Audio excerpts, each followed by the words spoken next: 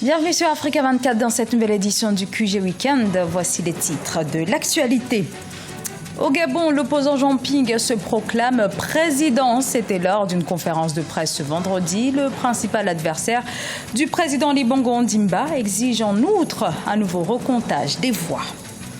Le marché ivoirien du poisson couvre à peine un tiers de la consommation annuelle. Le gouvernement tente tant bien que mal d'apporter des solutions avec l'appui notamment de son partenaire japonais. Au Rwanda, les bébés gorilles de montagne reçoivent des noms au cours d'une cérémonie organisée tous les ans depuis 2005. Ces gorilles représentent environ 90% des revenus des parcs nationaux du pays. Mais tout d'abord, Evaristo Carvalho, officiellement président de Sao Tomé et Principe. La cérémonie d'investiture a eu lieu ce samedi avec le retrait du président sortant Manuel Pinto da Costa. Evaristo Carvalho était de facto seul en lice au scrutin du 7 août. Et non loin de là, au Gabon, 3 jours après l'annonce des résultats de la présidentielle, la réélection du président Ali Bongo Ondimba est toujours aussi contestée. Le président Sémois a asséné ce vendredi l'opposant Jean Ping qui continue de réclamer un recomptage des voix. Reportage Jacques Amboka, Franck Noudofina. Première apparition en public de Jean Ping après la prise d'assaut de son quartier général par les forces de l'ordre le mercredi 31 août. À la suite de la libération de quelques-uns de ses partisans, il a fait une déclaration depuis son domicile. L'opposant s'est autoproclamé vainqueur du scrutin présidentiel du 27 août 2016 au Gabon. Le monde entier connaît aujourd'hui qui est le président de la République gabonaise. C'est moi, Jean Ping. Dans notre pays, chacun voit bien qu'à chaque fois que le peuple gabonais a choisi son président, les forces obscures se sont toujours arrangées pour placer à la tête de l'État celui qui n'a pas été choisi. Ensemble, nous avons décidé que ce temps est désormais révolu. Autre personnalité à prendre la parole, Raymond Dongsima, un des candidats malheureux au scrutin présidentiel du 27 août. Il appelle à l'apaisement dans les différents camps dans cette crise post-électorale. Je souhaite dire à tous les Gabonais qu'une élection, c'est l'occasion de choisir quelqu'un pour diriger le pays. Ce n'est pas une occasion de s'entre-déchirer. Et donc, j'invite les uns les autres au calme et à la retenue. Et je souhaite, comme je l'ai dit, que les uns les autres se parlent. Il y a de toute évidence 2 candidats qui se sont détachés. Ils devraient se parler et inviter éventuellement tous les autres candidats à parler parce que c'est en parlant qu'on peut trouver les solutions aux problèmes qui sont sur la table. Pendant ce temps, Libreville, la capitale gabonaise, reste paralysée 4 jours après l'annonce des résultats. La population craint la pénurie des denrées alimentaires. Dans cette boulangerie de Libreville, par exemple, l'attente est longue pour avoir une baguette de pain. Ici, la population souhaite un retour à la normale. Un reportage signé Serge Kofi. Dans l'actualité également, cette nouvelle offensive des djihadistes au Mali, la localité de Boni au centre-est du pays est tombée depuis ce vendredi sous le contrôle de djihadistes poussant l'armée à quitter les lieux. C'est la première fois qu'une ville de cette région tombe aux mains de djihadistes. De leur côté, les forces armées maliennes annoncent qu'elles comptent reprendre le contrôle de la ville très rapidement. En Côte d'Ivoire, la production halieutique enregistre un important déficit compte tenu de la faible production nationale et de la forte consommation en poisson. La Côte d'Ivoire doit importer, mais les autorités qui ambitionnent de parvenir à l'autosuffisance en produits halieutiques d'ici 5 ans entendent bien rectifier le tir. Deogracias Podo.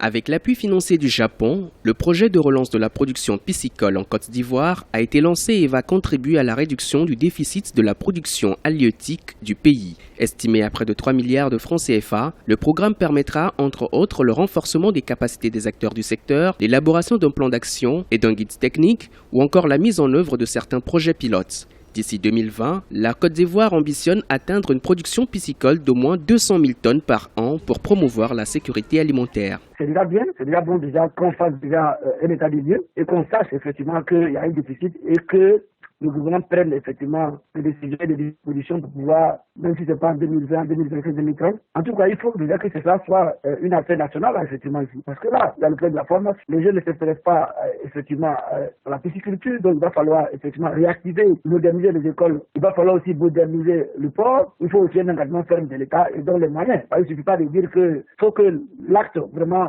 joigne, effectivement, à cette volonté du gouvernement. La Côte d'Ivoire vise l'autosuffisance en produits halieutiques à l'horizon 2020. Les autorités tentent de développer les activités de la pêche artisanale, l'un des principaux défis pour atteindre cet objectif. Selon le Programme alimentaire mondial, les atouts naturels de la Côte d'Ivoire sont considérables et surtout propices à l'implantation d'exploitations aquacoles. Le pays dispose également d'une riche faune aquatique renfermant plus de 100 différentes espèces de poissons. Récemment, un plan stratégique de développement de l'élevage, de la pêche et de l'aquaculture a été mis en œuvre nécessitant un investissement de près de 450 000 milliards de francs CFA. L'objectif de ce projet, c'est d'abord de nous tourner vers la pisciculture qui est la voie indiquée pour pouvoir répondre à nos besoins halieutiques au niveau de la Côte d'Ivoire.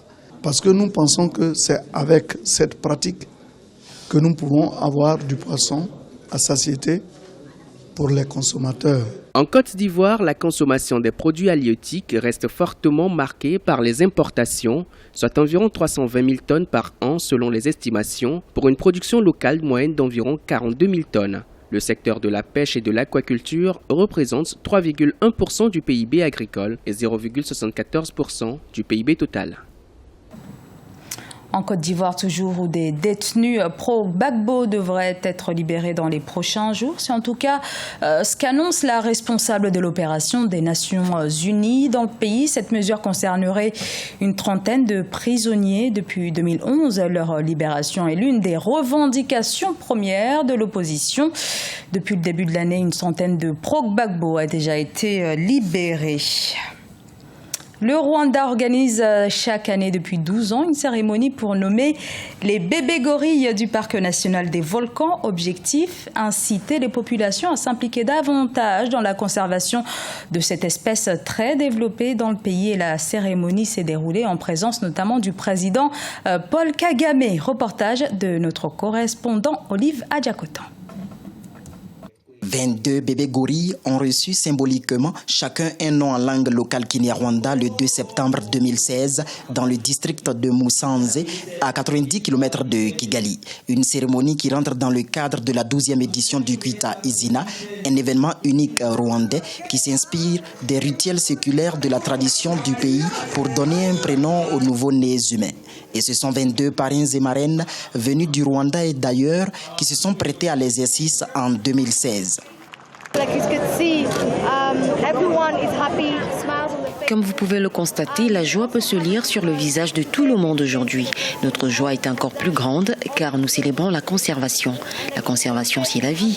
En effet, la contribution est importante pour l'essor touristique et la croissance économique du Rwanda. 216 bébés gorilles ont déjà reçu des noms depuis l'introduction de cet événement en 2005 dans le secteur touristique rwandais. Le président Paul Kagame a régulièrement participé à cette cérémonie.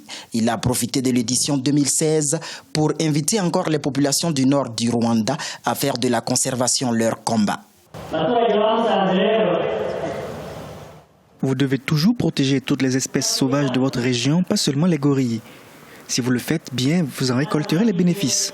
Car nous continuerons d'investir les 5% des recettes touristiques nationales qui vous sont destinées à la construction des infrastructures profitables à tous. Sachez que la conservation et le développement vont de pair. Le dernier recensement des gorilles de montagne au Rwanda était en 2012. Le pays comptait en ce moment 880 gorilles. Depuis fin 2015, un nouveau recensement de ces animaux est en cours et les résultats seront donnés à la mi-2017. C'était le journal de la rédaction. Merci à vous de l'avoir suivi. Dans un instant, une nouvelle édition de l'information sur Africa 24.